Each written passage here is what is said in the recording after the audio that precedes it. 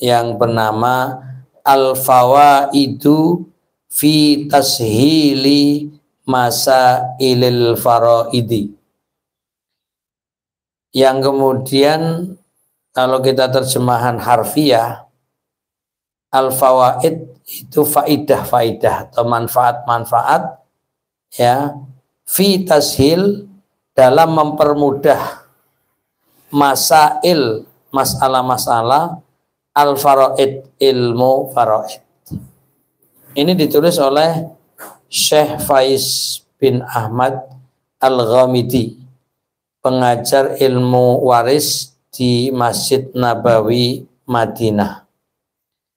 Lalu diterjemahkan, ya, buku ini dengan judul Mudah Menghitung Warisan. Ya, judulnya lebih singkat dari judul aslinya, dan penerjemahnya adalah di sini tertulis Abdul Bar bin Anwar. Ya, ini sudah cetakan kedua, ya, November 2022, diterbitkan oleh Gria Ilmu. Baik, kita sekarang masuk pada halaman 17, yaitu ilmu faraid. Nah, di sini kita coba baca terlebih dahulu. Al-Allamah Al-Hasan bin Utsman bin Atiyah rahimahullah berkata, ilmul faraidi ilmun la nadhiralah, yakfika an qad tawalla qismatuhumma wa bayyana al-hadza tibyanan liwarithih. Faqala subhanahu yusikumullah wa fil kalalati futyamma manzilah fabana tashrifu ma afta bihillah. Jadi ini kayak syair, tapi isinya tentang penjelasan ilmu faraid. Ilmu faraid, ya, ilmu yang tidak ada tandingannya. Cukuplah bagimu bahwa Allah telah mengatur pembagiannya. Ia telah menjelaskan bagian untuk ahli warisnya. Allah Subhanahu wa taala berfirman, Allah mewasiatkan kalian. Dan pada ayat kalalah ada fatwa Allah yang merupakan sebuah kedudukan mulia. Maka jelaslah kemuliaan sesuatu yang merupakan fatwa Allah. Jadi ini sifatnya Waalaikumsalam warahmatullahi wabarakatuh. Sifatnya penjelasan, definisi atau gambaran tentang ilmu faraid. Ya. Kalau kita lompat, ya, dari penjelasan ini bisa ke arti atau pengertian ilmu waris yang paling bawah. Bisa geser, Budas. Paling bawah, di bawahnya.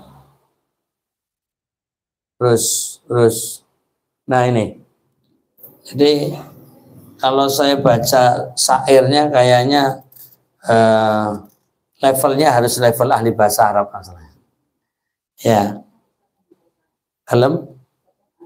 Ya, maksudnya perlu definisi per kata. Ini nanti agak panjang karena sebenarnya syair ini hanya menjelaskan apa itu ilmu faraid, gitu kan. Jadi kesimpulannya ini yang di bawah. Pengertian ilmu waris, ya. Ilmu waris adalah ilmu yang mencakup kaidah-kaidah fikih dan perhitungan untuk mengetahui bagian setiap ahli waris dari harta peninggalan muwarisnya orang yang meninggalkan warisan. Jadi kesimpulannya itu dari sekian panjang penjelasan, jadi sebenarnya ingin menyampaikan pesan, ya, apa sih ilmu waris gitu. Nah, maka dirangkum dengan singkat, yaitu intinya ilmu yang mencakup kaidah-kaidah fikih dan perhitungan untuk mengetahui bagian setiap ahli waris dari harta peninggalan warisnya, itu orang yang meninggalkan warisan. Dan bagi kita intinya sudah tahu bahwa apa itu ilmu waris, ya ilmu untuk menghitung waris. Ya, persoalannya apakah kita ini sudah memahami dengan baik atau masih proses untuk memahami. Itu yang satu. Yang kedua, setelah kita mulai paham, sudahkah bisa menerapkan? Nah, yang ketiga, dalam menerapkan, apakah ya sifatnya hanya personal untuk kita masing-masing, ataukah sudah mampu membantu orang lain? Nah, ini kan ada tahapan-tahapan. Ya, seandainya kita hanya untuk ilmu diri dan diterapkan untuk diri dan keluarga, itu sudah satu langkah maju sebenarnya. Tapi ternyata tidak semua orang yang sudah belajar faraid ya pede gitu loh. Coba kita umpamanya berhadapan dengan ada keluarga atau kita sendiri ada kematian di tengah keluarga kita, lalu yang sudah belajar, coba Bu atau Pak, ini hasil dari belajar ilmu faraid diterapkan, mesti mikir isopor lagi.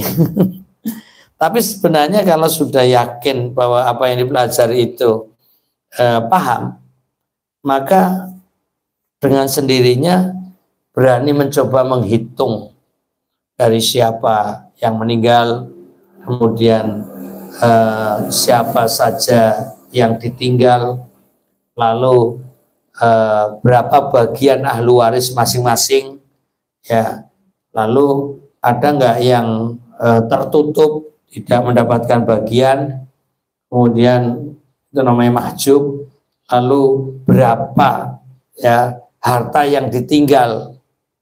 Sebenarnya kisaran itu saja. Nah, zaman dulu beratnya adalah dengan hitungan manual. Kalau sekarang itu kayaknya menghitung waris itu gampang banget bagi yang paham.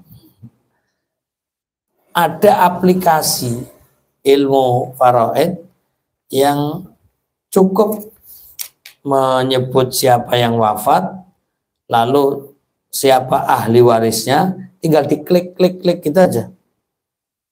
Nanti akan muncul berapa jatah masing-masing, dan tentunya harus dirupiahkan benda-benda warisan. Ini yang agak berat adalah merupiahkan, umpamanya rumah berapa nilainya, motor, kendaraan, mobil berapa nilainya, kemudian apapun yang ditinggalkan berapa nilainya, mungkin berupa ada tanah, ya, ada yang lain-lain, itu harus bisa ditaksir harganya.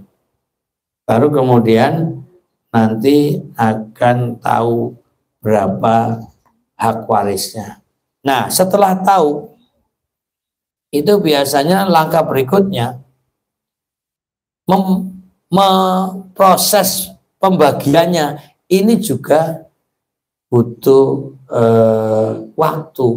Mamanya sudah dihitung nilai rumah ini harganya 1 miliar. Nah, dibagi anaknya mamanya 2. Nah, terus nanti cara bagi piye wong masih wujud rumahan itu. Apakah harus salah satu nyusui, ataukah norogi tadi, ataukah dijual lalu nanti dibagi berupa uang? Ini juga proses yang harus dihadapi. Makanya ilmunya sudah kita pelajari, tapi menerapkannya itu butuh waktu dan proses. Maka ya harus saling memahami dan saling memaklumi antara ahli waris. Nah, ini fakta di lapangan. Karena itu kita tetap mempelajari sebagai pondasi utama dengan nilai-nilai semangat keagamaan bahwa dasar hukum warisan adalah Al-Quran dan hadis-hadis nabawi. Kita masuk pada hak-hak terkait harta peninggalan, ya, pada halaman 20. Dalam bahasa Arab, ya, harta warisan, harta peninggalan, ada istilah at-tirkah atau at-tarikah. Ya. Jadi at-tarikah atau at-tirkah adalah segala yang ditinggalkan oleh mayit, baik berupa harta ataupun hak-hak secara mutlak. Ya, kalau bahasa kita ngomong itu harta warisan itu selesai. Tapi dalam definisi bahasa Arab ada istilahnya al-warosah. Itu yang kemudian diambil menjadi bahasa Indonesia, warisan. Kemudian ada istilahnya at-tarika atau at-tirka, itu peninggalan. Dari kata taroka, meninggal. Jadi harta yang ditinggal. Nah, kalau dari kata ini itu menunjukkan bahwa pengingat sebenarnya apa yang kita miliki akan ditinggal.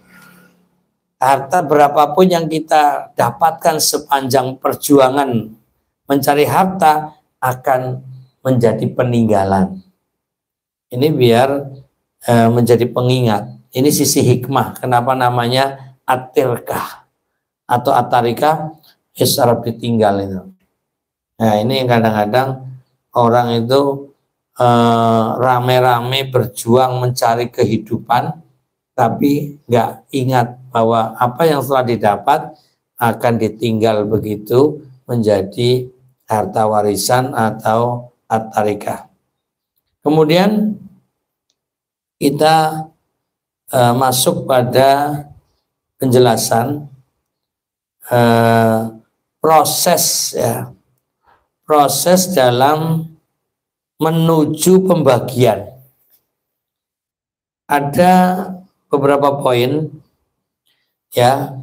Nomor 1, ya, di sini ada hak pengurusan jenazah. Artinya ketika ada orang meninggal, jangan langsung hitung harta loh. Urus dulu jenazah, mencakup memandikan, mengkafani, dan menggali kuburan. Dasarnya apa? Sabda Nabi Muhammad SAW tentang laki-laki yang terjatuh dari untanya dalam keadaan berihram. Kafanilah ia dengan kedua kain ihramnya. Nah, intinya bahwa orang meninggal segera diurus jenazahnya. Nah, ini langkah pertama. Masih ada langkah berikutnya, yaitu yang kedua. Hutang berkaitan dengan zat harta warisan, seperti hutang dengan gadai.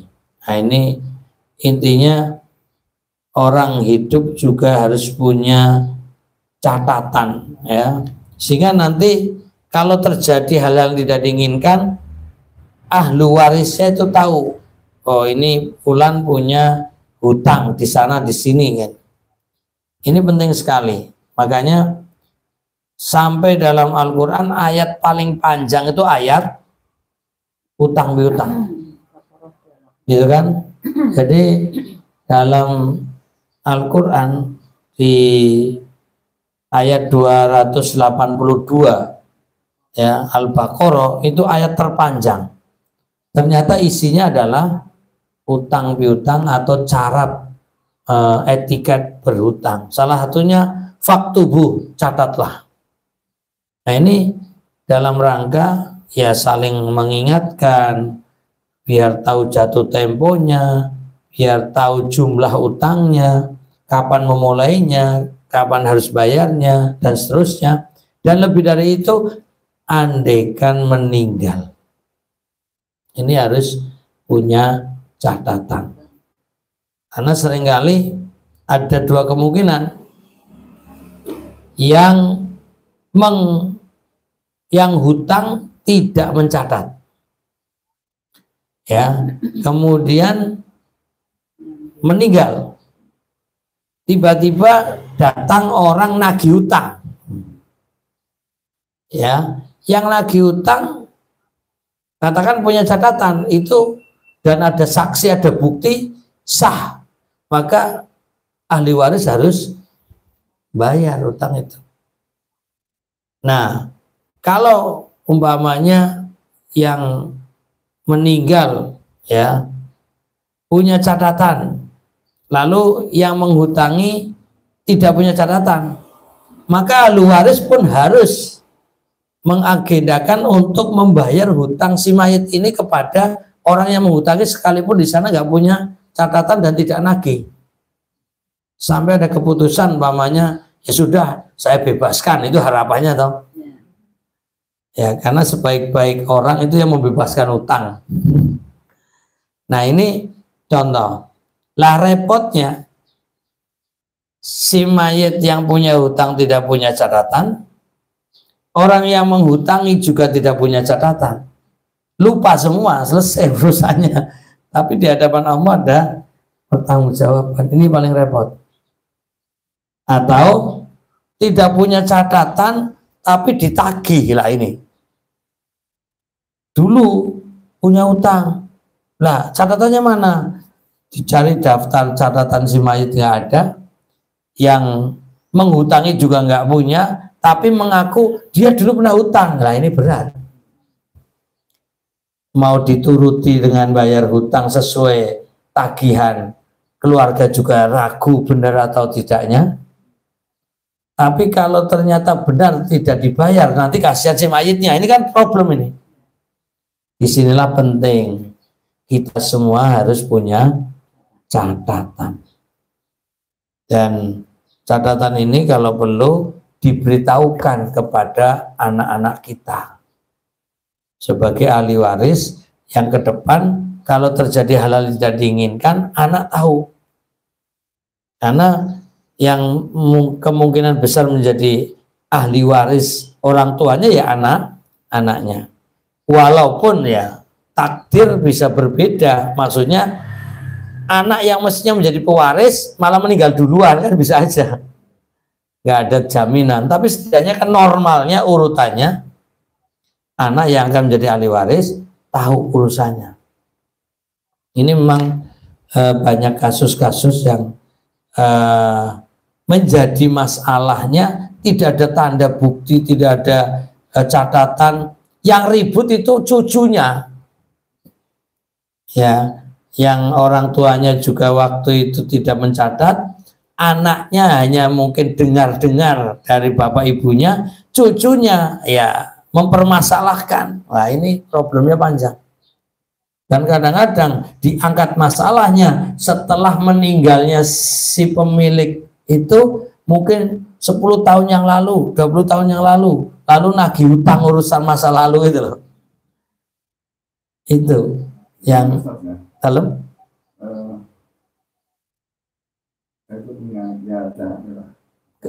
kasus meninggal kemudian itu istrinya tuh ditagih hutang tuh minta bukti boleh. Oh iya pun harus ada. Jadi kalau nggak ada buktinya kita boleh bersumpah. Tahap kedua sumpah demi Allah dengan Al-Quran dan apa? Sumpah yang nagih. Oh, yang nagih. Ya, kan pamannya si fulan nagih utang toh, ngaku dulu ngutangi toh. Mana buktinya? Nggak ada. Berarti kan gugur demi hukum. Dia nggak bisa meyakinkan entah catatan, entah apa, nggak ada. Secara teori kita boleh menolak karena nggak ada bukti. Lalu selanjutnya kalau masih katakan bahasa Jawanya ngeyel gitu kan, wah orang aku tenan nih tenan, bukti sumpah gitu. Nah kalau sudah sumpah ya sudah, itu umpamanya kita kemarin saya satu lagi mau gaya sih dengan bukti ini. Ya betul harus begitu Pak. Tapi Sudah keburu bayar. belum, maksudnya saya kasih yang suami saya. Oh enggak. Merasa daripada ribut-ribut nanti kalau nyatanya benar gitu kan. Iya katakan apa namanya secara hukum ya secara perasaan begitu betul kasihan sama suami. Tapi secara hukum kan harus ada bukti. Ya, walaupun kita percaya dia orangnya jujur umpamanya. Tapi kan perlu ada bukti kayak itu. Jadi dan itu istrinya tuh nggak begitu yakin karena katanya suaminya tuh selalu terbuka gitu loh kalau mesti tahu seharusnya. Nyatanya nggak pernah cerita. Tiba-tiba ada orang lagi. Tapi kalau nggak dibayar mesake suaminya gitu loh. Secara hukum harusnya minta bukti Pak. Dalam Islam harus ada bayina, ada keterangan, ada bukti. Jadi Islam dalam hal hukum juga tertib, disiplin. Ya mungkin yang Pak Bambang pelajari dalam sisi hukum apa namanya nasional mestinya ada juga aturan-aturan begitu. Dan dalam Islam juga jelas itu. Dan ada sumpah. Kalau ada bukti, coba sumpah. Maka masalahnya yang ditagih utang ya nggak tega untuk sumpah ya kadang-kadang harus disumpah gitu kan? Ya. Padahal secara hukum Islam itu boleh. Ya harus diterangkan dulu. Kita bukannya nggak percaya. Saya ya percaya saja. Cuma kan kenyataannya dulu suami saya kan orang yang terbuka. Apa-apa cerita. Saya mestinya tahu. Kok dalam hal ini kok belum tahu. Saya belum tahu. Maka tolong buktinya mana. Wah ini saya nggak punya catatan yang ngeten mawon. Gimana kalau sumpah? Ini kan karena demi hukum gitu kan. Kita sama-sama orang Islam, aturannya begitu. Kalau masih agak ragu, coba kita konsultasi ke yang lebih tahu, entah ustadz, entah kiai untuk mengatasi ini cara menyelesaikan masalahnya bagaimana. Berarti boleh ditolak. Nah, ternyata misalkan benar-benar punya utang gitu gimana kan? Misalnya misalkan kan nggak ada bukti, terus nggak mau disumpah karena ya mungkin karena ilmu agamanya kurang, jadi seolah-olah kayak terus malah emosi, ngapa nggak ada sumpah-sumpah ngapa, mungkin beneran misalkan. Iya. Itu gimana tuh? Secara hukum dohir dianggap dia malah walaupun benar dianggap salah. Karena tidak memenuhi unsur-unsur yang dibutuhkan. Kita di hadapan Allah sudah benar langkahnya. Sehingga bisa jadi utangnya si suami atau orang yang meninggal itu dimaafkan. Di hadapan Allah keluarga berhak nuntut. Bukannya keluarga tidak mau bayar, tapi menuntut syarat-syaratnya yang harus terpenuhi. Barang bukti gak ada. Sumpah tidak mau. Walaupun nyata suami dulu punya hutang, di hadapan Allah dimaafkan. Kok malah nesu kan seharusnya wong bener aku ngutangi, ya ampun toh sumpah, ya demi Allah aku ngutangi rampung sudah. Kok ngeyel berarti diragukan gitu. Itu akibat sumpah kalau nggak benar. Ya jelas itu di hadapan Allah juga dosa. Itu kan berarti main-main dengan sumpah Allah. Jadi artinya sumpah itu hanya hubungannya manusia dengan Allah. Manusia dengan manusia hanya percaya sumpah itu berarti bukti kebenaran. Makanya demi Allah, aku dulu menghutangi sekian jumlahnya. Cukup ya? Cukup. Berarti kita itu harus percaya sama dia. Kalau dia umpamanya berbohong, dosanya di hadapan Allah. Kalau dia memang berani sumpah dan memang jujur, ya kita harus bayar sesuai dengan sumpah dia. Kemudian kalau ternyata dia berbohong, kita bayar, ya sudah, dosanya dia. Nah begitu. Jadi memang sudah mentok dengan sumpah. Maka inilah pentingnya kita memahami urutan-urutan langkah yang harus kita lakukan. Tapi tertunda. Saya bilang jangan dulu. Dan belum sampai pada tingkatan sumpah. Belum ketemu. Belum ketemu buktinya. Atau masih proses.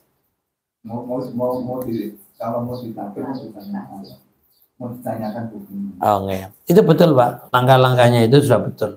Secara hukum Islam, secara hukum nasional saya kira sepaham harus ada barang bukti tanda dia hutang. Makanya dari sekarang kita semua itu Bahkan main perasaan itu. Iya. Karena utama itu kan harus dikasih biar mempermudah jalannya gitu. Itu benar, itu benar. Tapi kan masalahnya orang yang bilang menghutangi itu kita buktikan benarnya atau tidak gitu loh Pak. Kan siapa tahu dia hanya rekayasa kan gitu. Kita nggak seudon, tapi dalam Islam itu boleh. Ya seandainya tadi kita main perasaan, lalu demi kemaslahatan gampang ke urusan, ya sudah bayar selesai. Kalau bayar selesai, itu andaikan dia bohong, tetap yang dosa dia. Masalahnya dia tuh sedang tidak punya kemampuan untuk Bayar. Dan harus nabung dulu. Iya, karena mungkin jumlah besar umpamanya kan. Iya betul. Jadi kalau memang dia bisa membuktikan dan kita belum bisa bayar, ya memang tanggung jawab hutang pada kita. Ya, makanya tidak ada bukti bahwa dia dulu menghutangi, kita agak ringan bebannya. Jangan-jangan dia bohong gitu kan. Sebesar itu aku ya orang di duitnya umpamanya kan gitu. Lumayan. Ya. Kemudian ngayal, kita menyodorkan sumpah, nggak mau bersumpah lagi, ya sudah, malahan jangan-jangan dia berbohong kan gitu, kan itu. Jadi akhirnya suudonan juga gitu. Ya artinya kita perlu memperjelas masalah, baru langkah menutup itu. Ya memang kadang-kadang yang menghutangi betul-betul merasa menghutangi, tapi nggak bisa menghadirkan bukti dan nggak mau sumpah, ya rugi dia sendiri. Mengikhlaskan malah berpahala kan. Kalau mengikhlaskan itu berpahala, tapi masalahnya wong nagih biasanya orang belum ikhlas. Itu kan pernah ada sahabat marah-marah dengan orang yang hutang. Dalam kisah hadis Sahih Bukhari Muslim itu ada sahabat marah-marah kepada orang yang hutang karena ditagih gak mau bayar. Nah, yang ditagih itu bilang, "Bu ya dimaafkan, oh ya diikhlaskan," gitu kan. Kata yang menghutangi, "Selamanya saya tidak akan mau mengikhlaskan." Ya, akhirnya Nabi itu dengar, "Sebentar, mana tadi orang yang bilang nggak mau mengikhlaskan bayaran hutang?" Kan? Akhirnya orang mengatakan, "Ya sini, sebaik-baik orang adalah yang mengikhlaskan hutangnya." Nah, yang ngomong Nabi, ayo dah, ya saya akan ikhlaskan semua, dia bebas hutangnya itu. Nah begitu dapat pahala besar. Nah masalah yang ngomong Ustaz belum tentu didengar, apalagi yang ngomong orang biasa lah karepmu. Nah ini, jadi ya monggo secara hukum Kalau sambut wakil keluarga jalan pas mau kematian itu kan mesti ada bahasa pengumuman lah. Mari tasik kata tangan. Ya betul. Monggo dikeluarkan nanti nomor sampai dipunyikan atau bonnya kan. Leres. Biasanya kan orang ada sih golek-golek gitu. Nah, tapi kan pengumuman itu kan demi kebaikan. Ya. Tapi kemudian orang yang golek-golek itu orang kebaikan itu ngakali kan gitu. Nah, demi kebenaran bukti, demi kebenaran butuh bukti kan gitu. Dan kita keluarga satu mengumumkan itu baik. Kemudian kedua minta bukti bahwa dia menghutangi itu juga benar. Jangan kemudian malah ribut-ribut, alah orang percaya, mosok kalau bolone dhewe ora percaya. Bukan masalah bolo dan tidak bolo ini. Bukan masalah saudara atau bukan saudara. Bagian warisnya juga kan. Iya. Untuk hutangnya dulu kan. Iya betul. Lah sebelum warisan itu harus menutup utang dulu. Lah kalau jumlah total warisan gak nutup utang tagihan itu ora cukup entek toh. Malah tombok Apa keluarga ini malah tekor dan nambahi. Ya kan berat juga karena itu butuh bukti. Kalau memang ada bukti valid benar, ya sudah, mau tidak mau harus dibayar hutang itu. Memang sering terjadi. Nah, yang repot itu tadi, kadang-kadang orang yang ngaku-ngaku menghutangi nggak mau menunjukkan bukti, ya, apalagi suruh sumpah ya tidak mau, tapi tetap memaksa. Nah, ini yang sering terjadi. Itu akhirnya pihak keluarga yang biasanya orangnya kadang ngalahan, nggak teganan, kono karepmu, nah, gitu. Jadi akhirnya melepas, gitu. Ya, itu kembali kepada si pelaku. Kalau dia memang berbohong, dosanya di hadapan Allah. Kalau memang itu benar ya sudah, memang haknya dia untuk mengambil. Ini pernah ada orang yang meninggal tidak punya peninggalan, tidak punya anak keturunan. Istrinya sudah meninggal, anaknya nggak ada karena nggak punya anak. Ada rumah yang ditinggal jadi kosong.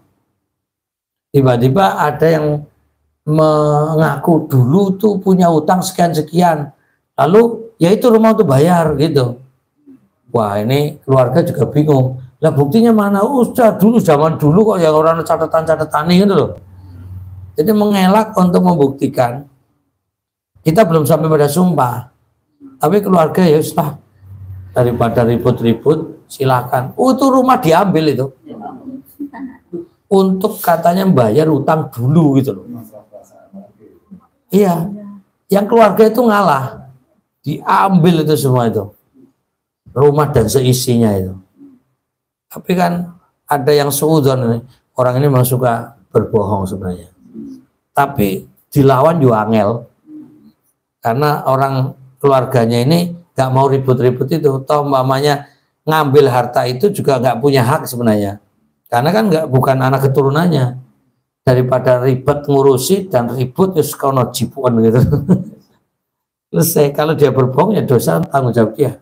Berarti si mayat mendapatkan pahala ya? Pahala.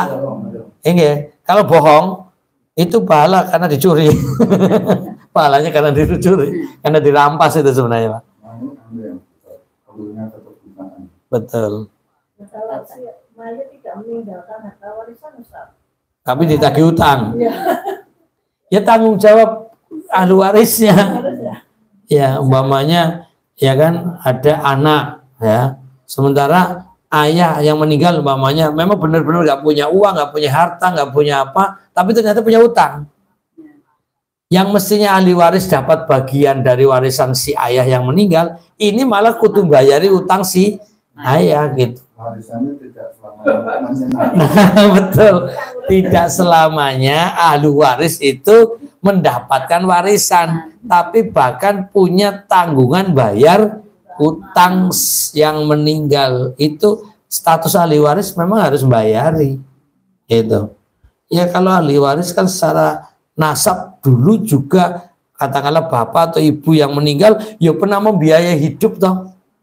Giliran bapak ibunya punya utang, belah aku urusan, aku nggak tahu urusannya, seakan-akan melepaskan diri. Itu juga namanya anak durhaka.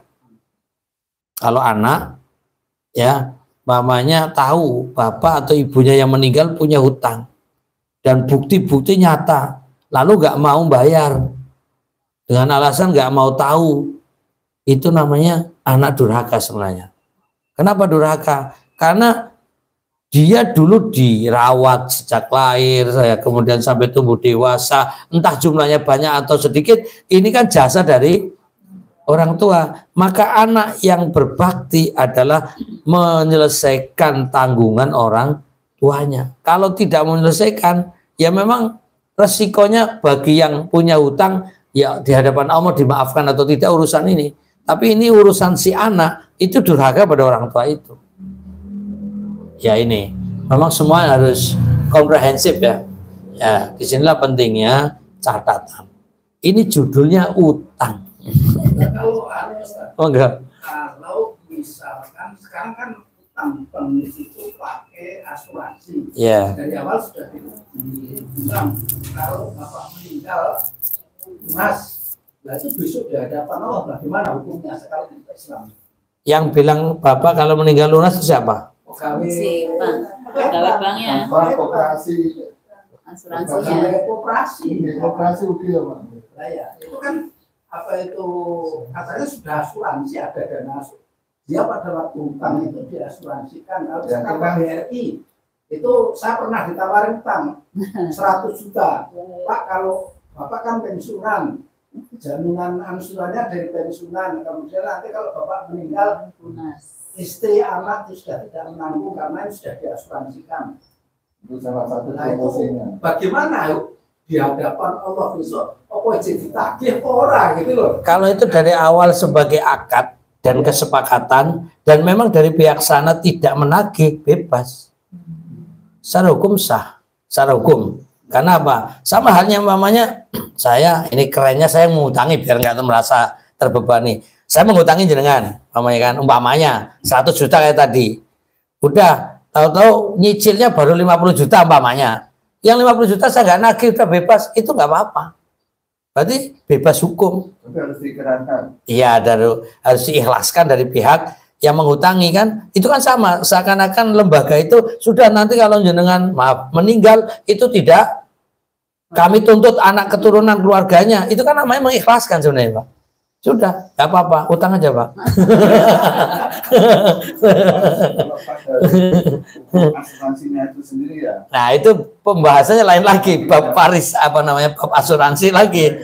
Ya, itu nanti ada kajian asuransi hukumnya gimana. Wong ini utangnya ada ribanya atau tidak pun dibahas lagi.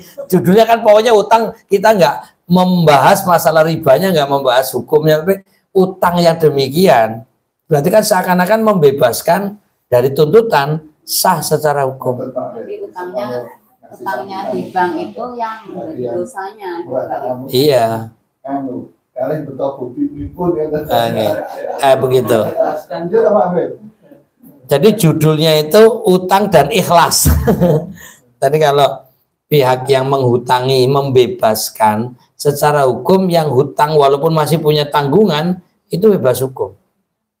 Jadi kata kuncinya pada pihak yang menghutangi. Seberapapun besar hutangnya, kalau kemudian pihak yang menghutangi sudah saya putihkan, saya bebaskan, itu berarti lunas. Dengan itu lunas, karena lunas di hadapan Allah bebas. Itu harus ini Dosanya misalkan ahli waris proses hutang. atau mendatangi ahli waris ngomong sudah saya ikhlaskan atau tidak pun mungkin jumlahnya hanya sedikit gitu 100-200 kan tetap utang kan. Misalkan itu harus diikrarkan atau enggak? Tidak. Kan itu dari pihak yang menghutangi. Mamanya tahu, jadi konon duwe utang 1.000 mamanya. Udah meninggal, aku nagih karo keluarganya yang mau 100. Dan mungkin keluarganya nggak tahu, gitu kan. Ya sudahlah, aku ikhlaskan. Itu selesai. Pahala bagi yang mengikhlaskan, dan itu menunjukkan ketulus ikhlasan tanpa pamer malahan. Kalau mamanya datang, jane bapakmu ke mien duwe utang 1.000 loh. Aku ya jane arep nagih, tapi katanya mau 100 aku ikhlas. Itu juga boleh, mau ketok pamer memberi sedekah 100.000 loh. Kan sebenarnya duwe utang, tapi aku ikhlaskan. Ikhlas tapi ngomong itu loh. Secara hukum memang benar untuk menunjukkan bahwa dulu punya utang, saya bebaskan. Secara hukum benar. Kesannya kan ingin menunjukkan nih loh, aku baik kok. Itu. Ya, andai kan tidak ngomong itu lebih baik. Di hadapan Allah Maha tahu bahwa pahala mengalir kepada si yang memberi utang itu lalu membebaskan. Itu sebaik-baik orang. Itu seperti amal jariah gitu. Misalkan terus bayaran pokoknya bunganya rasa itu ya dapat pahala. Ini bayar pokoknya bunganya ya ini masalah bahasa bunga ini bahasa lain gitu lah. Ya, sama aja kan masih nagih utang itu. Wong asal usul hutang aslinya itu gak ada bunga asalnya. Monggo. Ini kembali ke judulnya utang loh sekarang.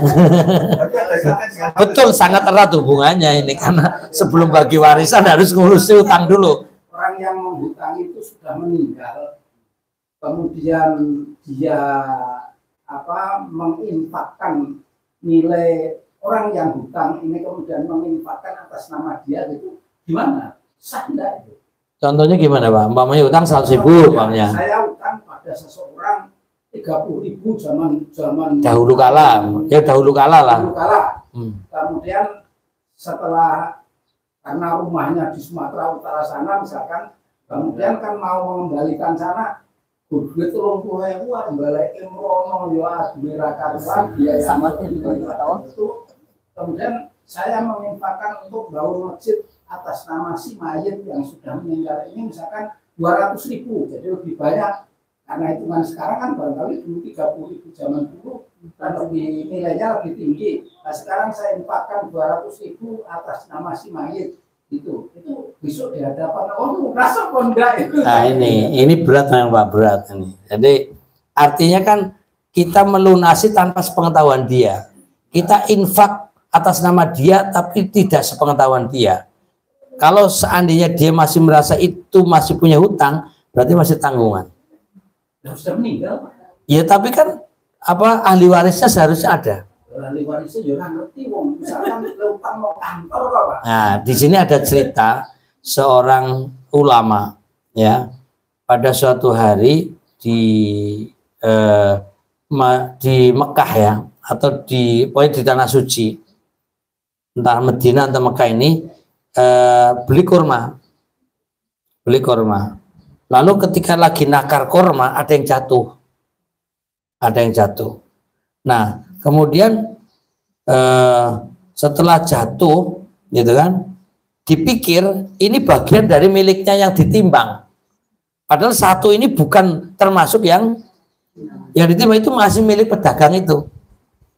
Nah selesai dia pergi ke Palestina. Ini cerita ulama bahwa sampai di Palestina dia itu biasanya doanya mustajab, apa yang dimohon mudah terkabul.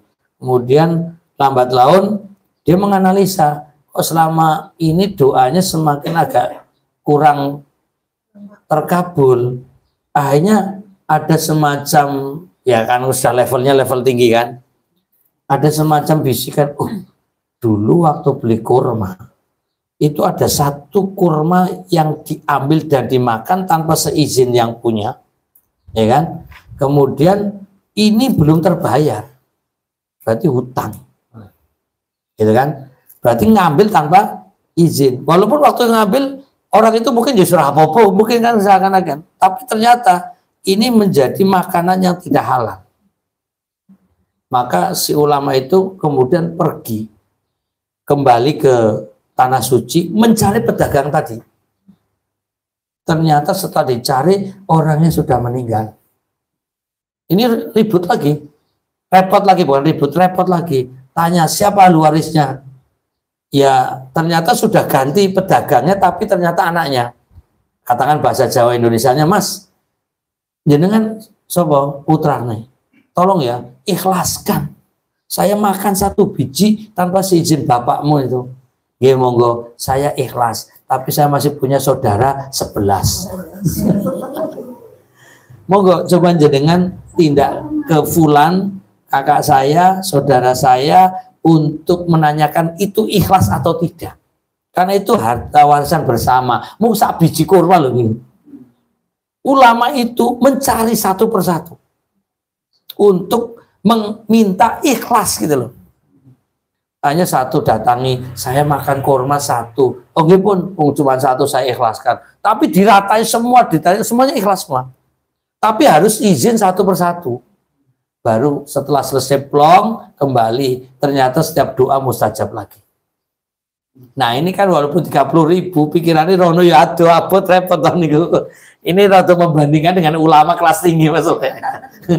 Nah, ini memang berat Pak, berat. Kalau mau sekelas itu harus ditanyakan ahli warisnya tadi. Transfer atau bagaimana komunikasinya. Intinya bagaimana kalau memang mau melunasi semuanya ini saya serahkan ke ahli waris, kono urusannya bos, seperti aku niatnya lunas. Itu lebih afdal daripada niat sodako atas nama si fulan, sementara nilainya lebih tinggi tapi tidak sepengetahuan dia. Kan gitu. Ya mungkin kalau kemudian kita telepon orangnya masih ada, mungkin surah popo itu lebih afdal. Tapi kan teleponnya nggak ada, alamatnya nggak jelas, bingung juga ini. Nah, kalau levelnya ulama tadi mencari-cari. Kalau level kita kan jangankan ulama kelas tinggi, ulama aja belum. Hanya ya gitu. Daripada repot-repot sudah infak baik kan gitu. Ya kita itu hanya sebuah istihad kita yang belum tentu benar. Ya, kalau niatnya kita jadi harus melunasi mewongi ora ketok di mana repot. Nah ini kita kan sudah dicatat sebagai teorinya begitu Pak, tapi hablum minanasa kan belum. Namanya utang piutang kan hablum minanas. Di hadapan Allah kita ikhlas. Ya mudah-mudahan itu selesai sebenarnya. Tapi kan hablum minanas belum tuntas. Utangnya dengan sesama manusia. Dan kalau mudah-mudahan kalau seandainya ketemu dia ikhlas, jadi ya selesai. Tapi kan secara hukum hablum minanas harus ada ikrar dari pihak keluarga. Karena walaupun 30.000 itu warisan bagi anak keluarganya yang ahli waris. Cari aja salah satu perwakilan. Aku main utang karo bapakmu 30.000 ya, ini mau saya bayar mamanya. Oh bos Pak, bos tak ikhlas ke saya sebagai ahli waris selesai. Iki om. Dulu itu Pak, kepala kantor itu loh Pak. Iya. Kita mau butuh uang apa pinjam 30.000. Waktu minjemnya ya gampang saja kan. Ya, Orang lah iya, orang mikir 30.000 itu banyak gitu kan. Sementara kita merasa itu utang dan nggak pernah ditagih, gitu kan? Ya itu husnudzon, mudah-mudahan ikhlas. Karena Pak Ustaz itu dia kepala itu sudah meninggal. Kalau setahu saya dulu istrinya juga tidak punya anak. Istrinya katanya juga sudah meninggal. Saya pernah tanya sama kawan yang di Medan itu katanya, istrinya sudah meninggal. Saudara-saudara juga nggak ada. Kan kalau nggak punya anak larinya ke saudara-saudara. Saudaranya itu karena yang laki-laki itu aslinya orang Jogja ya saya tidak tahu. Angel gini, angel. tapi sebenarnya kita niatnya sudah keras gitu loh. Iya, iya. Artinya betul-betul niat bayar. Ya. Mau tidak ada apa namanya alamat yang bisa terdeteksi gitu kan. Udah ada usaha. Udah ada usaha. Ini Bapak beri solusi lah. Mudah-mudahan Allah mengabulkan solusinya Pak Babang ini. Iya, daripada bingung juga. Ya. Itu banyak kasus Pak. Ya, ada yang cerita dulu saya waktu di pondok juga gitu. Jadi kan kadang-kadang antara anak pondok juga ya aku pinjam gitu kan. Ya pinjam waktu di pondok kan paling 1.000 2.000 gitu kan. Zaman itu ya anak yang minjemi ya juga minjemi, yang sini merasa pinjam, tapi habis itu lupa keluar pondok juga tidak ada komunikasi. Akhirnya cuma bingung mau bayar cuma 1.000 waktu itu. Tapi kalau umpamanya golei alamat yo nggak jelas, nggak ada, nggak terdeteksi, tapi punya tanggungan. Hanya niatnya pondok kayak kita Pak. Ya Bismillah, saya sumbangkan ya dilebihkan gitu atas nama fulan, mudah-mudahan Allah mengabulkan. Oh, ada yang begitu. Tapi secara belum minanas seharusnya kan ngomong. Tapi karena nggak ada solusi ya sudah. Tadi kata Pak Bambang sudah niat. Ada usaha. Inawal amalu biniat. Mudah-mudahan Allah mengabulkan istighfar taubat serampung. Saya daripada mumet. Saya kira itu ternyata membahas utang panjang lebar. Dan ini sangat erat hubungannya dengan warisan. Karena memang salah satu langkah untuk menghitung warisan harus menyelesaikan urusan utang. Ternyata urusan utang ya nggak gampang. Banyak masalah, banyak problem, walaupun utangnya kecil, walaupun yang sedikit, tapi juga harus terlunasi. Sehingga ahli waris jangan bagi warisan dulu sebelum melunasi utang si mayit. Nah demikian. Monggo silakan. Berkaitan dengan yang ahli waris tadi. Misalkan si mayat meninggalkan hutang itu, ternyata ahli warisnya kan kurang mampu ya tadi ya. Misalkan membayarnya dicicil gitu, terus gimana Ustaz? Maksudnya apakah mayitnya nanti masih di hadapan Allah, katakanlah wah ini gara-gara punya utang maka masih tergantung-gantung gitu kan? Ya tadi memang persoalannya persoalan akad dari awal. Niatnya kan sudah mau melunasi, cuma karena ketidakmampuan si ahli waris untuk melunasi, lalu bilang nanti kita lunasi secara bertahap, secara menyicil, dan Allah kan maha tahu niatnya. Ya tadi Pak Bambang sudah memberi solusi, sudah niat baik, sudah ada usaha, mudah-mudahan Allah memaklumi sehingga nggak orang gantung-gantung mayitnya. Nah itu. Lagian kiamat kayaknya masih jauh sih. Jadi belum ada hukuman yang pasti ini neraka apa surga, belum waktunya itu. Nah itu. Jadi masih dalam barzah. Masih dalam barzah. Lah ini repot dalam barzah mau apa itu ibaratnya kaca, kan digambarkan barzah itu adalah alam yang apa ya, antara pembatas antara dunia dan akhirat, sehingga bisa melihat masa lalu di dunia dan bisa melihat masa depan di akhirat. Itu digambarkan seperti itu, ibaratnya kaca. Wah, aku udah utang, mian kok orang langsung bayar gitu. Kan gitu. Atau sebaliknya, aku mian ngutangi, kok orang bayar, tapi kangelan bisa aku ikhlas. Gitu. Jadi seakan-akan membayangkan di alam barzah itu bisa membaca suasana di alam dunia. Walaupun sebenarnya orang di alam barzah itu ibaratnya tidur yang tidak bisa apa namanya seperti kita melek di dunia ini. Ya gampangannya kita kalau tidur kan umpamanya tidur 1 jam aja kadang bangun kayaknya baru sebentar, tahu sudah 1 jam. Wong tidur katakan 5 jam aja bangun kayaknya baru tadi kok sudah bangun gitu kan. Oh sudah jam sekian. Itu ibaratnya orang mati seperti itu.